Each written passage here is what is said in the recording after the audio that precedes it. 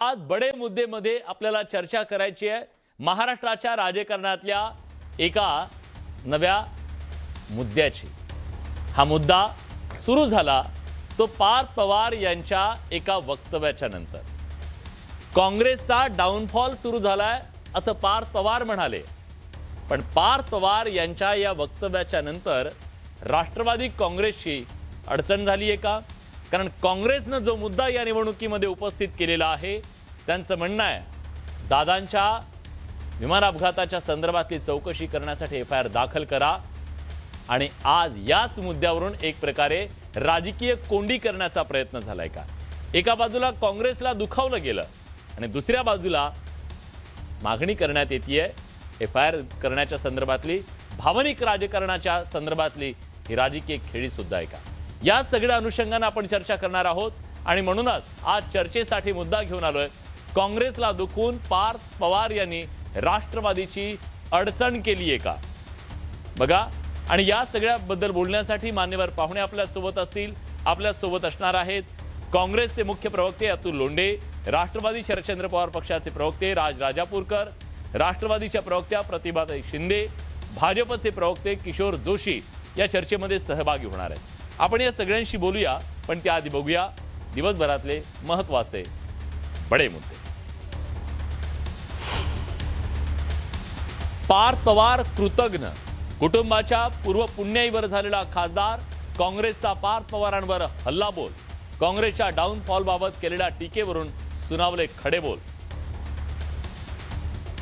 बारामतीत काँग्रेसने उमेदवार देताना विचार करायला हवा होता। अजित पवारांनी 15 वर्ष काँग्रेस सोबत काम केलंय, भुजबळांचा काँग्रेसवर निशाणा। बंदूकखरातनं चमत्कारानं नाही तर हात चालाकीनं महिलांना धमकावत शोषण केलं, चौकशीत भोंदूची कबुली। तर दुनिया झुकती है, झुकाने वाला चाहिए असं म्हणत खराचं धक्कादायक विधान।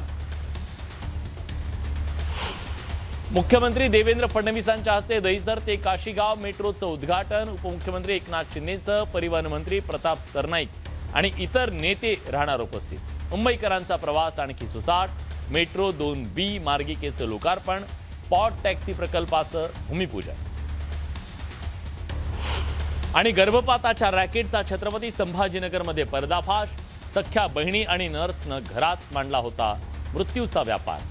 70,000 नकोशीची गर्भातच हत्या, सिल्लोडच्या डॉक्टरपर्यंत पोहोचले धागेदोरे। आणि या सगळ्यातनं काही मूलभूत सवाल निर्माण झाले। हे एक स्टेटमेंट असं नाहीये, त्याच्या मागे काय आहे हे समजून सांगणार आहेत आपले पाहुणेच आपल्याला पुढच्या 1 तासामध्ये। पण त्याआधी काही मूलभूत सवाल ज्याची आज आपल्याला बडे मुद्देच्या माध्यमातून चर्चा करायची आहे आणि या चर्चेतून तुम्हाला काही प्रश्नांची उत्तरं मिळतील। काँग्रेसला दुखून पार्थ पवार यांनी राष्ट्रवादीची अडचण केली आहे का? कशी अडचण केली आहे, काय अडचण केली आहे ते सांग। आणि डाऊनफॉल म्हणत काँग्रेसवर हल्ला ही पार्थ पवार यांची रणनीती आहे की फुलटॉस आहे की त्यांची केवळ एक भावना आहे? रागात ते बोलून गेले, पण राजकारणामध्ये टायमिंग खूप महत्त्वाचं असतं आणि शब्द खूप महत्त्वाचे असतात, ताकद असते शब्दांना। शब्द चुकले का? निवडणुकीच्या पूर्वीचा नेरेटिव्ह सेट करण्याचा प्रयत्न झाला का काँग्रेसकडून? काँग्रेसला या निवडणुकीमध्ये भावनेच्या विरोधात लढत असताना एक प्रकारचा नेरेटिव्ह हवा होता का? आणि तो नेरेटिव्ह त्यांना मिळाला का? की त्यांनी स्पष्ट अतिशय चाणाक्षपणे दादांच्या एफआयआरचा मुद्दा पुढे करणं ही त्यांची राजकीय खेळी आहे का? कारण बघा, त्यांनी दादांसाठीच लढतोय ना आम्ही कर्नाटकमध्ये एफआयआर दाखल केला, तुमची महाराष्ट्रात सत्ता आहे, तुम्ही का करत नाहीत असं म्हणत एक प्रकारे त्यांनी बालेकिल्ल्यामध्ये दादांच्या मुद्द्यावरून कोंडीत पकडण्याचा आणि खिंडीत गाठण्याचा प्रयत्न केलेला आहे का? दादांच्या एफआयआरच्या मुद्द्यानं राष्ट्रवादीची एक प्रकारची राजकीय कोंडी होऊ शकते का? याबद्दल सुद्धा आज आपल्याला बडे मुद्देच्या माध्यमातून बोलायचं आहे। शेवटचा मुद्दा, शरद पवारांच्या अपरिपक्व टिप्पणीनं काँग्रेसला बळ मिळालं। जसं ते एक शब्द तिकडचा पार्थ पवारांचा एक शब्द जसा महत्त्वाचा आहे तसा शरद पवारांचा अपरिपक्व हा एक शब्द सुद्धा खूप महत्त्वाचा आहे। त्याचे राजकीय परिणाम काय हे सगळं आपण समजून घेण्याचा प्रयत्न करूया, त्याच्याबद्दलची चर्चा करूया। मान्यवर पाहुण्यांच्या सोबत या चर्चेत सहभागी होण्यासाठी आपल्या सोबत आता स्टुडिओत माझ्यासोबत आहेत राजापूरकरजी, राष्ट्रवादी शरदचंद्र पवार पक्षाचे ते ओबीसी प्रदेशाध्यक्ष आहेत आणि प्रवक्ते सुद्धा आहेत. आपल्यासोबत काँग्रेसचे मुख्य प्रवक्ते अतुल लोंढे जोडले गेलेले आहेत. अतुलजी, तुमचंही स्वागत आहे. राष्ट्रवादीच्या प्रवक्त्या प्रतिभाताई शिंदे सुद्धा आपल्यासोबत जोडले गेलेले आहेत. ताई, तुमचं स्वागत. भाजपचे प्रवक्ते किशोर जोशी सुद्धा आपल्यासोबत जोडले गेलेले आहेत. किशोरजी, तुमचंही स्वागत आहे. पण मी चर्चेची सुरुवात अतुलजी तुमच्यापासून करणार आहे. खूप रागावलायत तुम्ही पार्थ पवार यांच्याबद्दल. पार्थ पवार काय चुकीचं बोललेत? डाऊनफॉल सुरूच आहे की तुमचा? नाही, असं आहे की सूर्याकडे पाहून थुंकल्यानंतर काय अवस्था होते ती पार्थ पवारांनी समजून घ्यावी. आणि पार्थ पवारांमुळे दुखावण्याचं काही कारण नाही आहे. त्यांना काय शिकवण द्यायची ती घरूनच भेटलेली आहे. सुप्रियाताई काय बोलल्या, रोहित पवार काय बोललेत आणि पवारसाहेब काय बोललेत. प्रगल्भतेचा जो प्रश्न उपस्थित केला पवारसाहेबांनी तो स्पष्टच आहे ना की वडिलांच्या मृत्यूनंतर तिसऱ्या दिवशी जर वरिष्ठ नेते असतील किंवा काही लोक कॉन्स्टिट्यूशनल पदावर नव्हते दादा. उपमुख्यमंत्री हे मंत्र्यासारखं पद असतं आणि त्याला इमिजिएट भरलं पाहिजे असं काही नसतं. 14 दिवस 10 दिवस थांबता आलं असतं. पण असं काय झालं त्यावेळेस पार्थ पवार काय करत होते? जेव्हा पवार घराण्यातले 2 तरुण पोरं, एक रोहित पवार आहेत आणि एक पार्थ पवार आहेत. पार्थ पवारांच्या संदर्भामध्ये हे दुसऱ्यांदा रिपिटेटिव्ह स्टेटमेंट आहे. आणि माझ्या माहितीप्रमाणे इथे बसलेले सर्वच लोक म्हणजे भाजपच्या प्रवक्त्यांसहित की पवारसाहेब एक एक शब्द आणि एक एक वाक्य हे जपून वापरतात आणि त्याला अर्थ असतो. त्यांनी दुसऱ्यांदा हा वापरला. हे त्यांनी रोहित पवारांच्या बाबतीत वापरलं का? रोहित पवार अधिवेशन सोडून, सगळं राजकारण बाजूला सोडून, मतदारसंघ बाजूला सोडून देशभरामध्ये वनवन फिरत होते की माझ्या काकाचा जो संशयित मृत्यू झालेला आहे त्याचं सत्य जे आहे ते पुढं आलं पाहिजे आणि म्हणून FIR झाला पाहिजे. वरती सत्ता कोणाची आहे? BJPची. खालती सत्ता कोणाची आहे? BJPची. ज्या महाशक्तीच्या मांडीवर बसलेले आहे ती महाशक्ती सगळ्यांना कशी संपवते आणि कशी तोडलेलं आहे हे सगळ्यांना माहिती आहे. पण अशा परिस्थितीमध्ये रोहित पवार फिरले सगळीकडे. शेवटी कर्नाटकमध्ये जो 0 FIR झाला, BNSSच्या सेक्शन 173 प्रमाणे 0 FIR होत असतो, तो कंपल्सरी केला. ती आताचीच अमेंडमेंट आहे भाजप सरकारने आणलेली. त्याला बारामतीच्या पोलीस स्टेशनमध्ये रजिस्टर करून घेऊन चौकशी करायला पाहिजे. तुम्ही चौकशीपासून का दूर पडता? मला एक सांगा की पायलट बदलला. सकाळी 6 वाजता मुंबईच्या कोणत्या भागामध्ये रश असतो त्या दिवशी होता ते आम्हाला तुम्ही दाखवून द्या.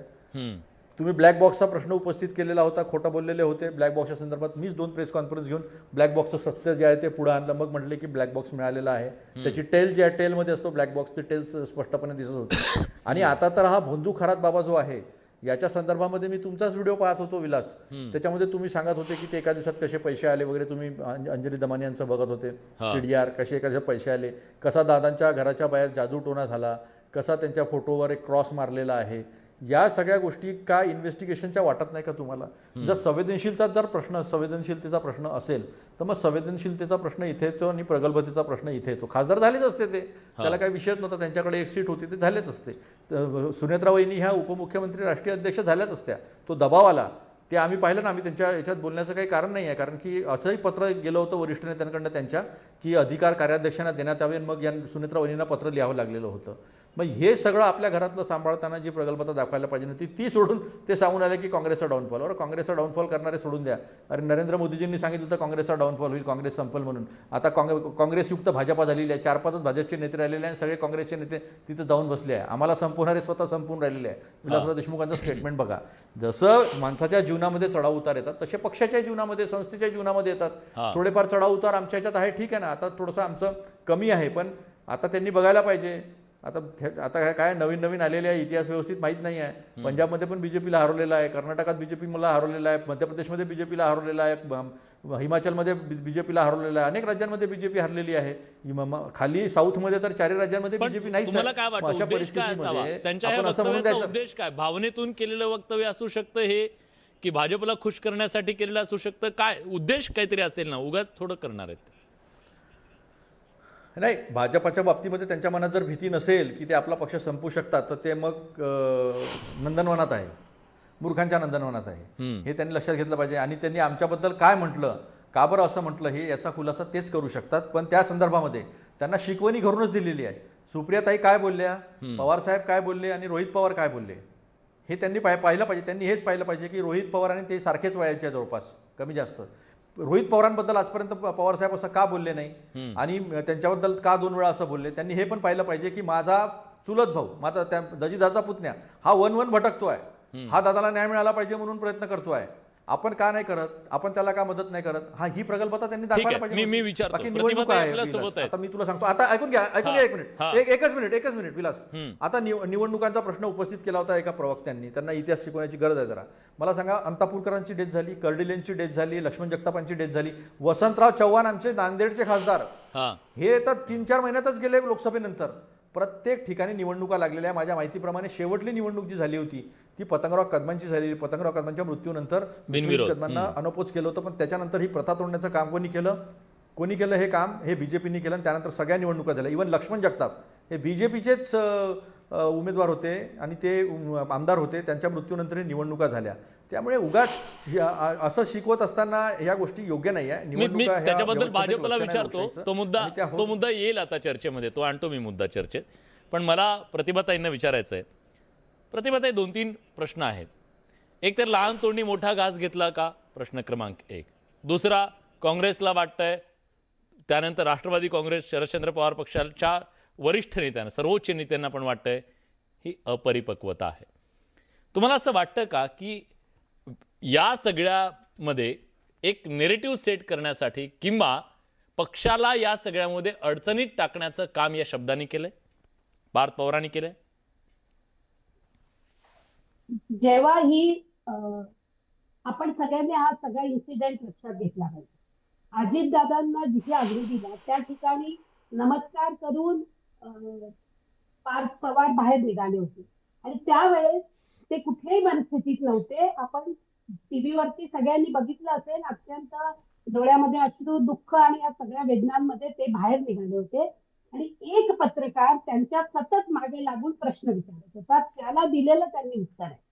त्यांनी पत्रकार परिषद घेतलेली नाही, त्यांनी कुठे ट्विट केलेलं नाही किंवा त्यांनी स्वतः येऊन असं सांगितलेलं नाही काँग्रेसबद्दलच्या कुठल्याही याच्याबद्दलचं. हे एक गोष्ट आपण लक्षात घेतली पाहिजे.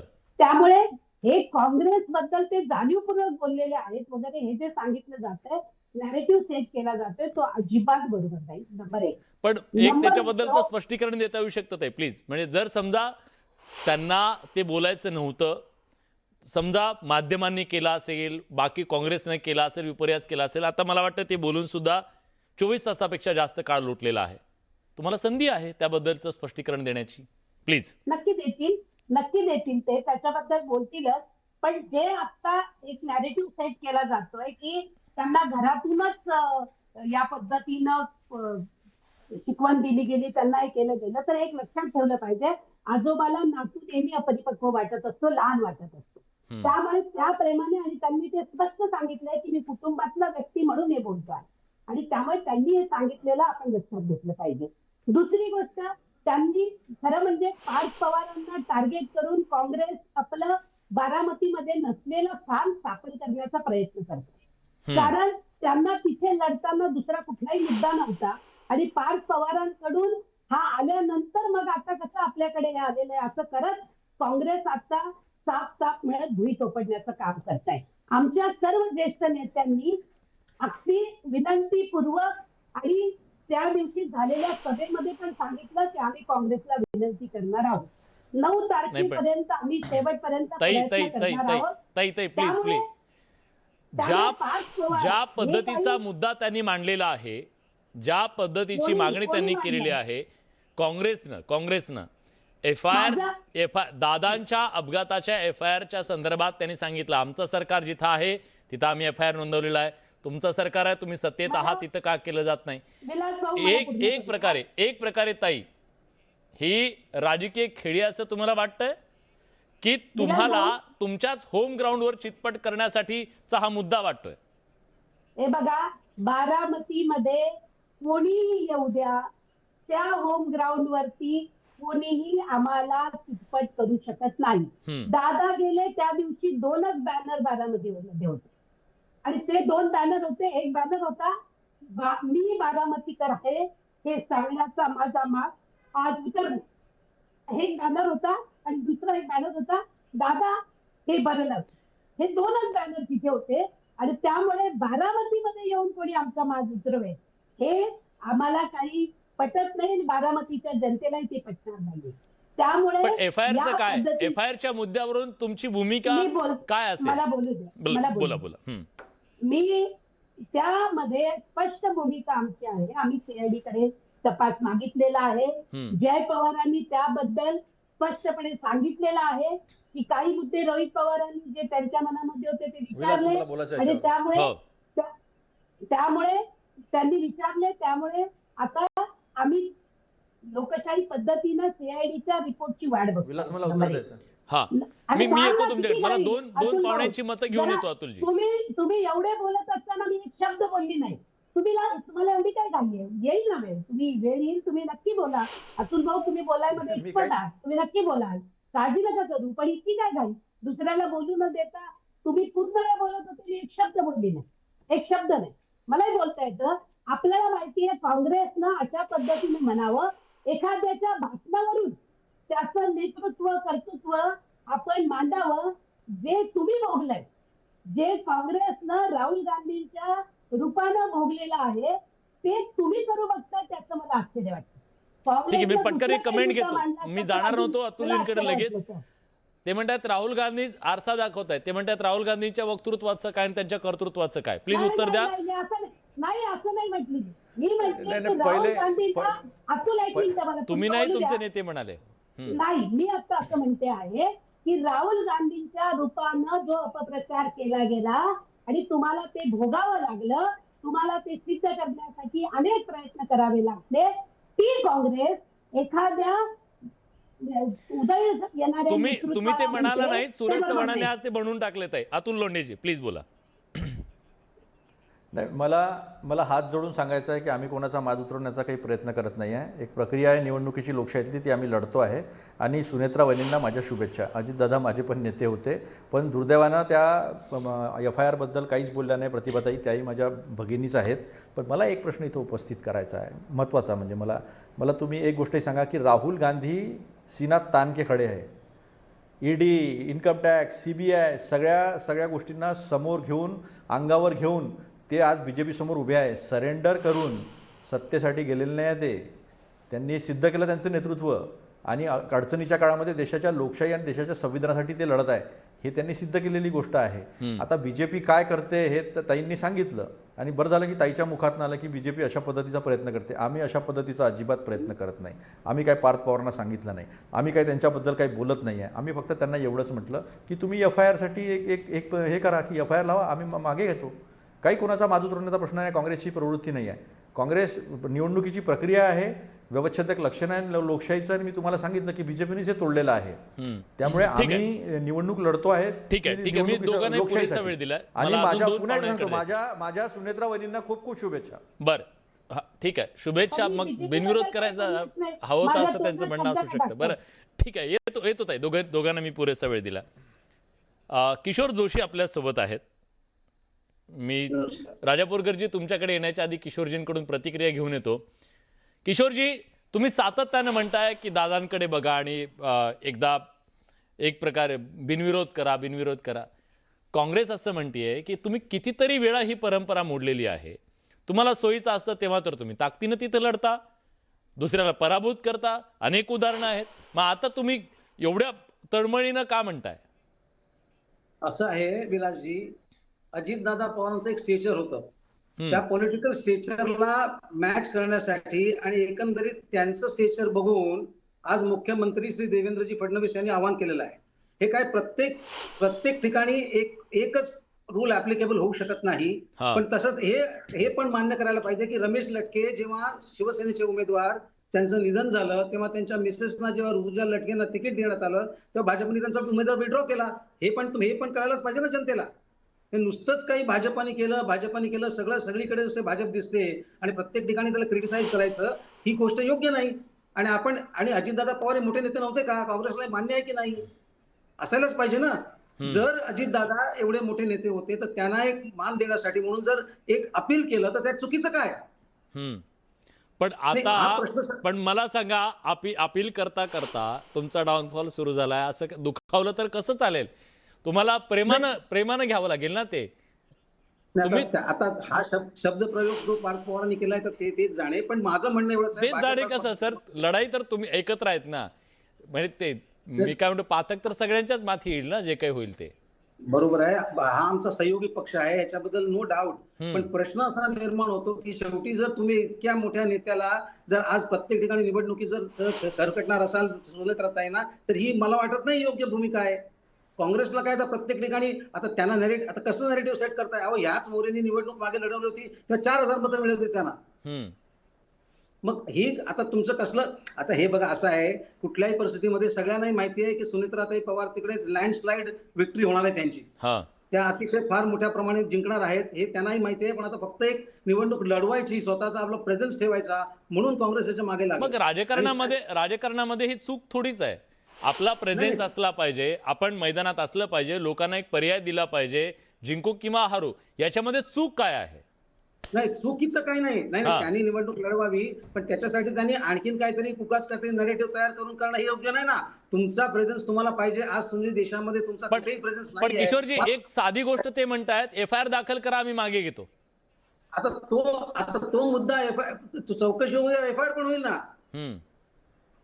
नाही, FIR नाही कोणी म्हटलेलं नाहीये, FIR पण होईल, पण त्यासाठी तुम्ही थोडा वेळ देणार. त्यातल्या त्यात आता निवडणूक आली, निवडणुकीमध्ये दादांना एक मान देण्यासाठी म्हणून जर एक बिनविरोध होत असेल तर त्यांचा काय प्रॉब्लेम आहे? पण किशोरजी, मला प्रामाणिक उत्तर द्या.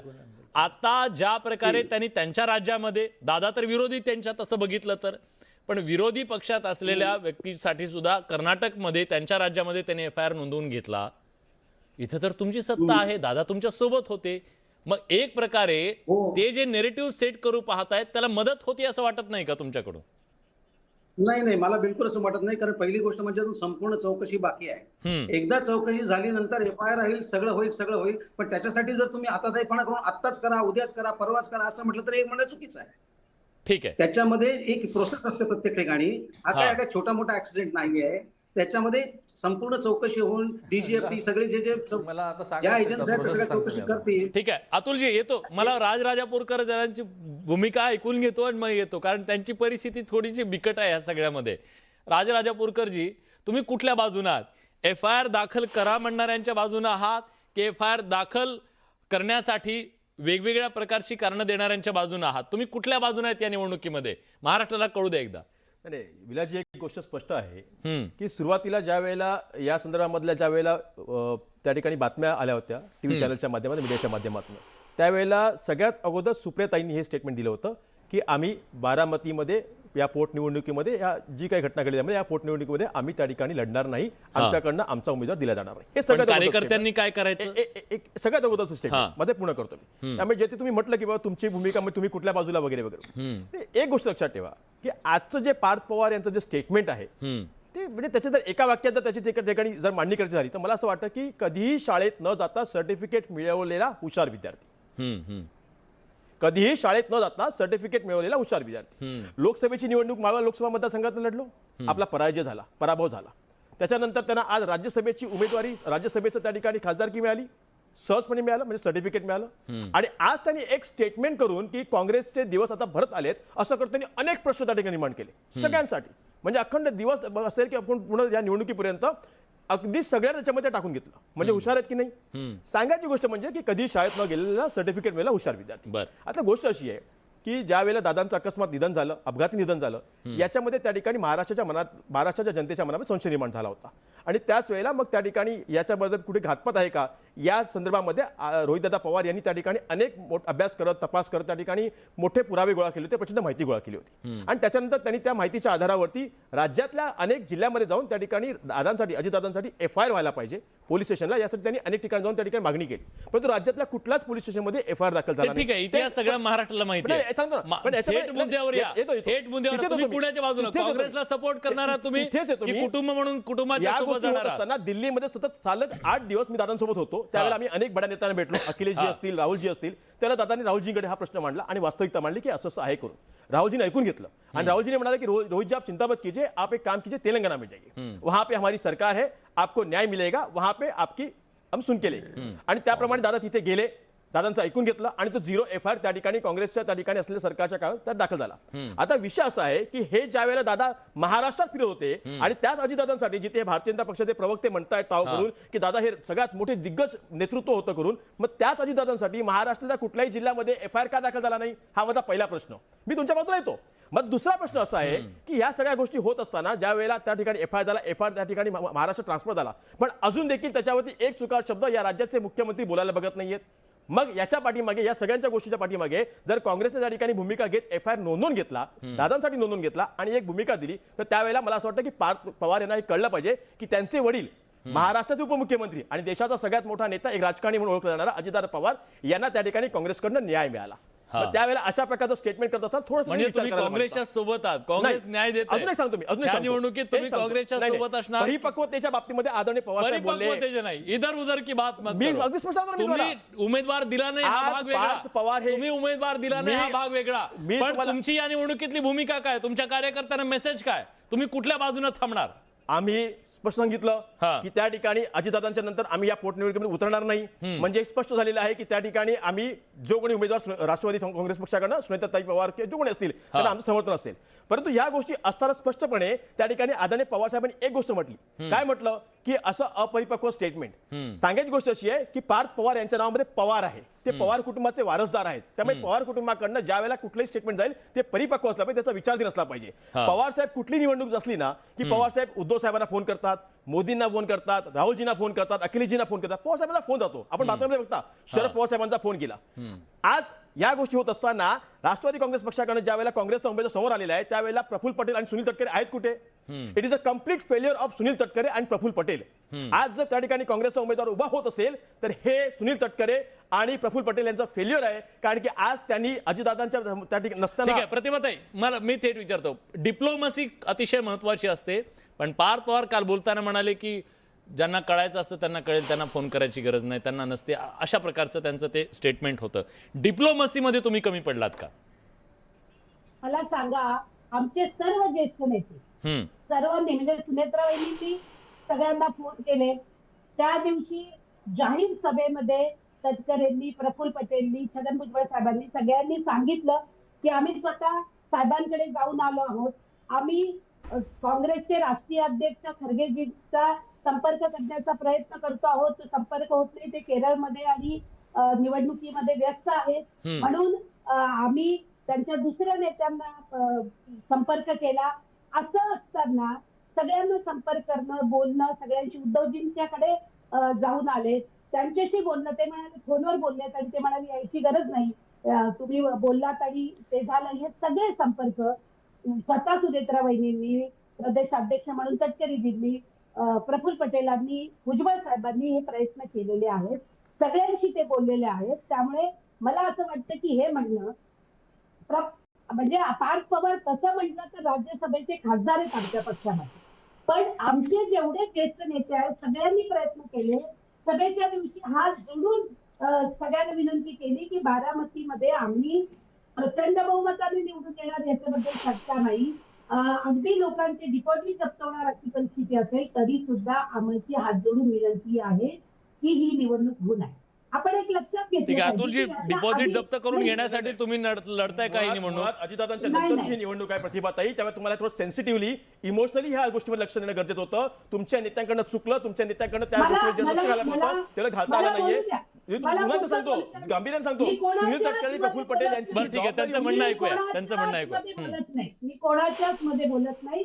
अशा पद्धतीनं चर्चा करू नका. माझं म्हणणं आहे, त्यांनी जाहीरपणे सांगितलं तेव्हा तुम्ही कोणी बोलले. काँग्रेस आता हा मुद्दा करू बघता आहे आणि म्हणून म्हणजे महाविकास आघाडीनं एकत्र येत उमेदवार दिलेला आहे अशी परिस्थिती नाही. त्यामुळे याच्यामध्ये महाविकास आघाडी नाही हे स्पष्ट झालेलं आहे. काँग्रेसने आपली स्वतःची भूमिका म्हणून इथे लढलेलं नाही तर त्यांनी पवार साहेबांना विचारलं असतं, त्यांनी सुप्रियाताईंना विचारलं असतं, उद्धव साहेबांना विचारलं असतं. काँग्रेस जिथे कधीच उभी राहत नाही तिथे आता उभं राहून काय करू इच्छिते याचा तेच जाणे. आम्ही त्याच्यामध्ये ठीक आहे, मी विचारतो वेळ खूप कमी. अतुलजी, डिपॉझिट जप्त करण्यासाठी तुम्ही लढताय का, अशा प्रकारचा प्रश्न सुद्धा विचारला जातोय. तुमचा तो मतदारसंघच नाहीये, तुमच्या तिथं काही ताकदच नाहीये, मग कशासाठी लढताय वगैरे वगैरे प्रश्न पण उपस्थित केले जात आहेत. असं आहे विलास की तिथे शरद पवार साहेब हे काँग्रेसचे नेते म्हणून लढले. 15 वर्ष तिथे काँग्रेसचे नेते म्हणून अजितदादा पवार लढले. त्याच्यानंतर राष्ट्रवादी काँग्रेस आणि काँग्रेसच्या आघाडीमध्ये गेल्या हे फुटतपर्यंत महाशक्तीनी तोडफोड करतपर्यंत तिथे काँग्रेसच लढत होती आणि राष्ट्रवादी काँग्रेस घटक पक्ष म्हणून लढत होता. आता या सगळ्या गोष्टी ज्या आहे ना त्या म्हणजे अपरिपक्वतेच्या आहे. मी असं कधी म्हटलं का, काँग्रेसने असं कधी म्हटलं का की पवार कुटुंबात कोणीच कधी हारलं नाही आहे? मग आता हा बाण कोणाकडे जातो? या गोष्टीत काय अर्थ आहे? लोकशाहीमध्ये डिपॉझिट जप्त नाही मी ताई तुमच्याशी बोलत नाही आहे, मी तुमच्याबद्दल बोलत नाही बरं, हां, आहे, बोला, मी बोला. जनरल गोष्ट करताय. मी एका व्यक्तीला वेळ कधी कमी, बोलत हां. नसतो आणि मी व्यक्तिगत कोणाशी होत पण नसतो. पण मला एक सांगा तुम्ही आता की निवडणुकीमध्ये डिपॉझिट जप्त होणे, मग किती वेळा बीजेपीचं डिपॉझिट जप्त झालं आहे तिथे पवारसाहेबांसमोर, सुप्रियाताईंसमोर, अजितदादांसमोर काँग्रेसचे कॅन्डिडेट असताना. त्यामुळे या गोष्टीला काही अर्थ नाही. निवडणुका आहे, लोकशाहीचं व्यवस्थित लक्षण आहे. निवडणुका चांगल्या पद्धतीनं लढल्या पाहिजे. ह्या अशा ज्या वल्गना आहे आणि मग 14 मार्चला निवडणूक जाहीर झाल्या. आता 5 राज्याच्या निवडणुका आहे. काँग्रेस हा राष्ट्रीय पक्ष आहे. काँग्रेसचे सगळे नेते जे आहे ते आता तमिळनाडूमध्ये, पुडुचेरीमध्ये, केरळामध्ये, बंगालमध्ये आणि आसाममध्ये आहेत. हे सगळे तिथे आहेत आणि हे आता बोलून राहिले. 14 मार्चला निवडणूक जाहीर झाली आणि हे आता 5-6 एप्रिलपासून फोन बंद आहेत का नेत्यांचे तुमच्या? सुनेत्रावानीने नक्की फोन केला. असं आहे की फ्लाईटमध्ये असतात, कधी सभेमध्ये असतात, अशा अनेक ठिकाणी चालू आहे ना कंटिन्यू प्रचार सभा ज्या सुरू आहे. तुमचे प्रतिनिधी विचारा, तुमच्या तर 18 चॅनल आहे, बघा तुम्ही.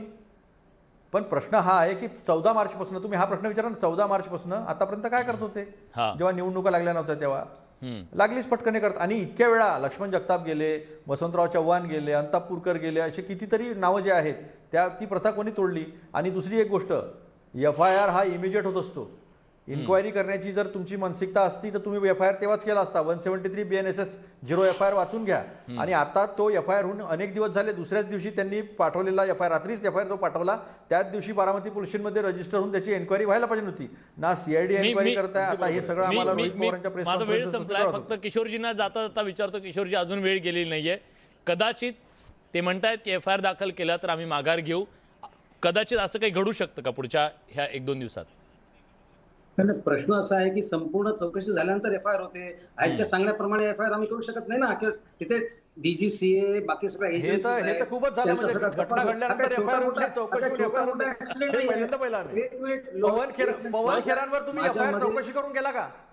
पवन खेरांवर FIR तुम्ही 2 मिनिटात केला, तो चौकशी करून गेला का? FIR चालता असा होता. नाही, किशोरजी, वेळ नाही आहे. मला प्रथम गोष्टीत गुन्हा दाखल करण्यासाठी त्याला FIR वेळ म्हटला नाहीये, मग असतो. संपून आणि त्याला जाईल. 2 महिने पवन तुम्ही दिले खेरांवर अजितदादांच्या तुम्ही निधनाला. 2 आणि मिनिटात अजून FIR पण केला. तेलंगणामधनं पवन आलेल्या खेरांवर FIR बेसिसवरती तुम्ही 12 चौकशी करता FIR केला. त्याच्यावरती माझा वेळ संपलाय. आणि मी हा शेवटचा 30 सेकंदाचा केओस याच्यासाठी होऊ दिला कारण मला महाराष्ट्राला सांगायचं आहे, बारामतीच्या रणांगणामध्ये सगळ्यात महत्वाचा मुद्दा असणार आहे FIR. आणि कदाचित या मुद्द्याभोवतीच राजकारण, आणि सुरुवातीला मी म्हणालो तसं एक मोठी राजकीय कथा पटकथा सुद्धा बारामतीच्या रणांगणात लिहिली जाऊ शकते. ती काय असेल बघूया. पण आजच्या चर्चेत आपण आलात, आपली भूमिका मांडली, त्याबद्दल मी सगळ्यांचे मनापासून आभार व्यक्त करतो. बघा प्रेक्षकांना काय वाटतंय. जेव्हा बडे मुद्द्याच्या माध्यमातून आपण प्रश्न विचारला होता की काँग्रेसला दुखून पार्थने राष्ट्रवादीची अडचण केली आहे का, बघा प्रेक्षकांचं काय म्हणणं आहे. 85% प्रेक्षक म्हणतायत होय, राष्ट्रवादी काँग्रेसची पार्थ पवारनी अडचण केली आहे. 15% प्रेक्षक नाही म्हणतायत. आता या अडचणीतून राष्ट्रवादी काँग्रेस कशी सुटका करून घेतं हे पाहणं महत्त्वाचं आहे, कारण ही लढाई त्यांच्यासाठी अस्मितेची आहे जशी ती भावनेची आहे. बडे मुद्द्याच्या चर्चेत आज आपण इथेच थांबतो. धन्यवाद.